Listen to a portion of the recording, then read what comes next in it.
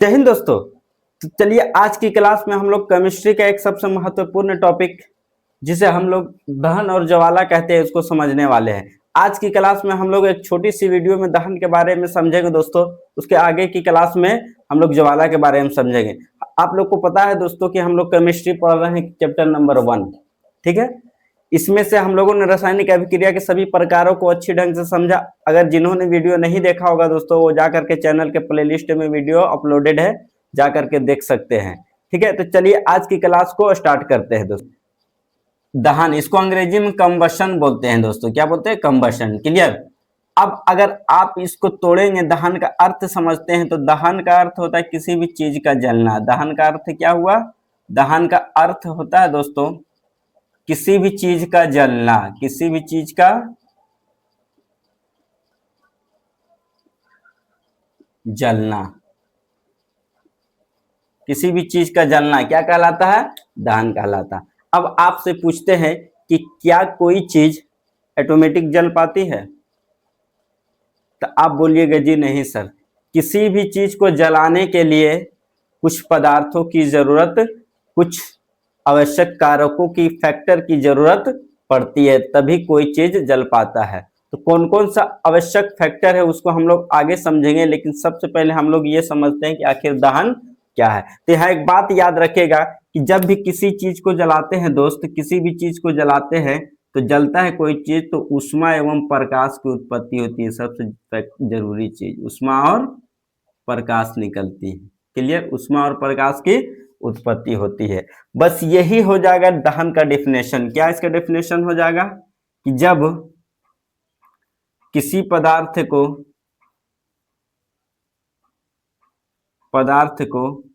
जलाया जाता है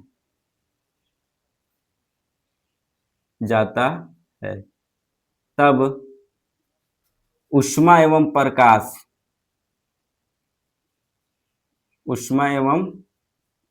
प्रकाश की उत्पत्ति होती है।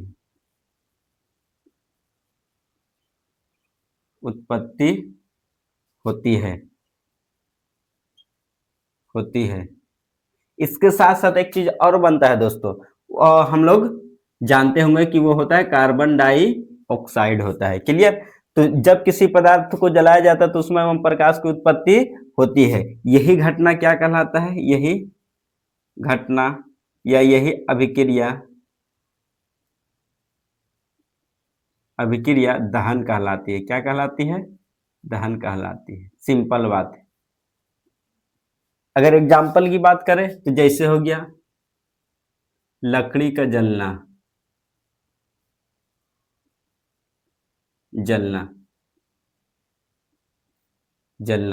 कागज का जलना,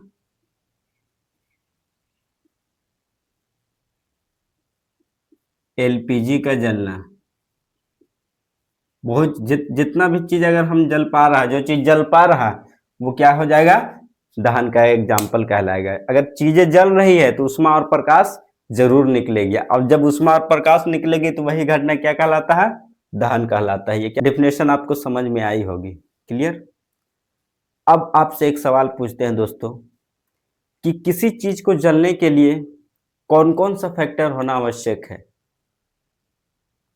तो आप अगर ध्यान दीजिएगा तो अगर किसी चीज को हम जलाते हैं दोस्तों तो सबसे आवश्यक चीज है कि ऑक्सीजन का होना जरूरी है।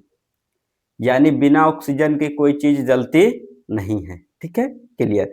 तो क्या आप बोलेंगे सर कि केवल ऑक्सीजन रहने से कोई चीज जल जाएगा? ऑक्सीजन है तो हम किसी चीज को जला पाएंगे? तो नहीं, सिर्फ ऑक्सीजन से नहीं होगा। जलाने के लिए आग की भी जरूरत होती है। ठीक है। अगर आग रहेगा दोस्तों तभी ना कोई चीज जल पाएगा। तो जी बिल्कुल। यानी आग क्या करता है? तो किसी चीज को जलाने के लिए आग जो होता है एक टेम्परेचर क्रिएट करता है, जिसको हम लोग ज्वलन ताप कहते हैं। क्या कहते हैं? ज्वलन ताप कहते हैं। यानी पहला तो ऑक्सीजन हो गया और दूसरा ज्वलन ताप। अब आप बोलेंगे सर कि ये दोनों चीज हम ला दिए हैं, और अगर उस दोनों चीज से पानी को हम जला रहे हैं या पत्थर को जला रहे हैं तो क्या वो चीज जल पाएगी? तो यहां भी आंसर होगा जी नहीं, बिल्कुल नहीं जल पाएगी। तो आपने बोला सर कि जलने के लिए तो ऑक्सीजन और आग चाहिए, यानी ज्वलन ताप चाहिए, लेकिन यहाँ से ये क्या हो गया कि आग और पानी यानी सॉरी पानी और पत्थर नहीं जल पा रहा, तो केवल जलने के लिए ऑक्सीजन और ज्वलन ताप की जरूरत नहीं, जलने वाला पदार्थ भी होना चाहिए दोस्तों। क्या होना चाहिए? जलने वाला पदार्थ। यानी जलने के लिए तीन चीजों की आवश्यकता होती है, पहला ऑक्सीजन, दूसरा ज्वलन ताप और तीसरा जलने वाला पदार्थ, जिसको हम लोग ज्वलनशील पदार्थ बोलते हैं या दहनशील पदार्थ बोलते हैं। क्लियर? अभी हम बात कर रहे थे कि अगर आग भी है यानी ज्वलन ताप भी है और ऑक्सीजन भी है, लेकिन क्या एक पत्थर को हम जला रहे हैं, ठीक है, पत्थर को जला रहे हैं, ज्वलन ताप भी दे रहे हैं, भर भर के आग दे रहे हैं, टेम्परेचर दे रहे हैं, ऑक्सीजन दे रहे हैं, क्या वो पत्थर जिंदगी में कभी जलेगा? तो जी बिल्कुल नहीं जलेगा। इसका मतलब है कि किसी चीज को जलने के लिए ये तीनों फैक्टर का होना जरूरी है। वो कौन कौन सा फैक्टर है? वो कौन कौन सा फैक्टर है तो इसको लिखेंगे फैक्टर्स में, कि जलने के लिए क्या क्या फैक्टर्स का होना जरूरी है। तो सबसे पहला फैक्टर हम लोग क्या बोले थे दोस्तों? ऑक्सीजन। दूसरा फैक्टर होता है दोस्तों ज्वलन ताप, कि अभी हम डिस्कस किए ज्वलन ताप। और तीसरा फैक्टर होता है दोस्त ज्वलनशील पदार्थ। क्या होता है? ज्वलनशील पदार्थ। ठीक है, अगर ये सब नहीं रहेगा तो कोई पदार्थ का जलना मुमकिन नहीं है। अगर इन तीनों में से किसी एक को हटा लेंगे तो समझ लो दहन की क्रिया समाप्त हो जाएगी। यानी जलने के लिए, दहन के लिए ये तीनों चीज जरूरी है। अगर ये तीनों में से कोई एक को मान लीजिए इसको हटा लेंगे, ये दोनों रहेगा, नहीं जलेगा। अगर ये भी है, इसको हटा लिए, नहीं जलेगा। ठीक है, और अगर ये दोनों है, ये दोनों है और सॉरी ये दोनों है और इसको हटा लिए, ज्वलनशील पदार्थ है नहीं, तो ये दोनों रह के क्या करेगा? यानी तीनों चीज का होना आवश्यक है दोस्तों। ठीक है, अब हम लोग बारी बारी से जानते हैं कि आखिर ये तीनों होता क्या है। क्लियर? तो आप लोग जान रहे होंगे कि ऑक्सीजन क्या होता है। तो ऑक्सीजन एक गैस है जो किसी वस्तु को जलाने में सहायता करते हैं। क्लियर? आगे होता है ज्वलन ताप। क्या होता है ये? ज्वलन ताप। तो ज्वलन ताप क्या होता है दोस्तों? तो इसको समझिए, जब किसी वस्तु को जलाते हैं, जब किसी वस्तु को हम लोग जलाते हैं तो एक टेम्परेचर की जरूरत पड़ती है, एक टेम्परेचर की जरूरत होती है, एक तापमान की जरूरत होती है। ठीक है, एक निश्चित फिक्स टेम्परेचर की जरूरत होती है। उसी फिक्स टेम्परेचर को हम लोग ज्वलन ताप बोलते हैं। क्या बोलते हैं? ज्वलन ताप बोलते हैं। फिक्स टेम्परेचर की जरूरत होती है। क्लियर? उसी फिक्स टेम्परेचर को हम लोग क्या बोलते हैं? ज्वलन ताप बोलते हैं। जैसे बात किया जाए तो एक लकड़ी लेते हैं दोस्तों, लकड़ी, और एक कागज लेते हैं। क्या लेते हैं? कागज। तो क्या दोनों के लिए सेम टेम्परेचर की जरूरत होगी?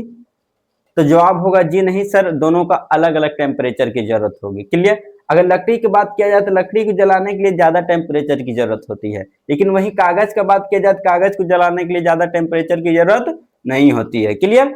इसका मतलब है कि दोनों का टेम्परेचर अलग अलग है। ये इसका अर्थ यह हुआ कि इसका जो ज्वलन ताप अलग है, इसका ज्वलन ताप अलग है। क्लियर?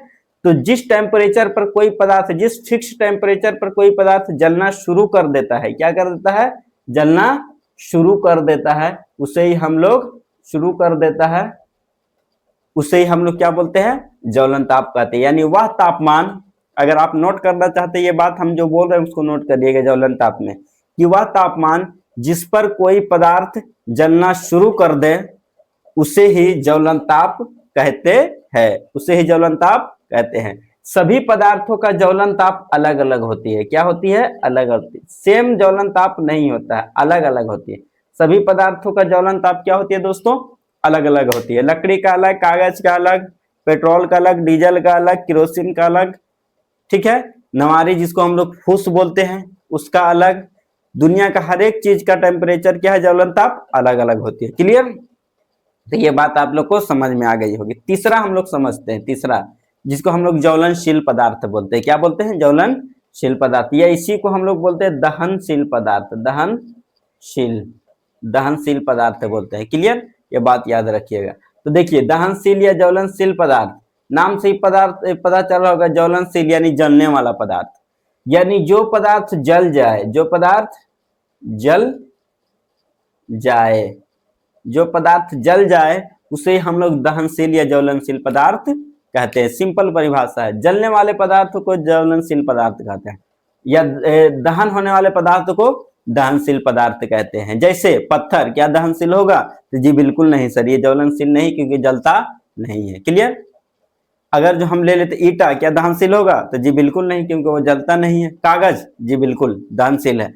पत्ता दहनशील है, ठीक है। लकड़ी दहनशील है, यानी जो पदार्थ जल जाए उसे हम लोग क्या बोलते हैं? दहनशील पदार्थ कहते हैं। ये तीनों पॉइंट आप लोग याद रखिएगा दोस्तों। यही होता है, यही तीनों चीज होता है कि दहन के लिए फैक्टर है, महत्वपूर्ण फैक्टर है। जब तक ये तीनों चीज नहीं रहेगा कोई चीज नहीं जल पाएगी। क्लियर? तो उम्मीद करता हूँ ये सारे पॉइंट आप लोग को समझ में। अगर एग्जाम में मान लिया आपसे पूछे कि निम्नलिखित में से कौन सा दहन के लिए आवश्यक नहीं है, तीनों में से ऑप्शन में से जो भी आवे वो नहीं होगा, ठीक है। अगर तीनों आ जाए और उसके अलावा इनमें से कोई नहीं, तो कौन मराएगा? नहीं है। तो तीनों तो है लेकिन इनमें से कोई नहीं होगा आंसर। क्लियर? इस प्रकार से आप लोग समझ सकते हैं कि दहन के लिए क्या क्या ये तीनों चीज आवश्यक है। इसके अलावा कुछ भी हो जाएगा वो आवश्यक नहीं है दोस्तों। तो उम्मीद करता हूँ सारी बातें आप लोग को समझ में आ गई होगी। कल की क्लास में हम लोग ज्वाला को डिटेल से समझेंगे कि आखिर ज्वाला क्या होता है। तो क्लास मिस नहीं करिएगा दोस्तों।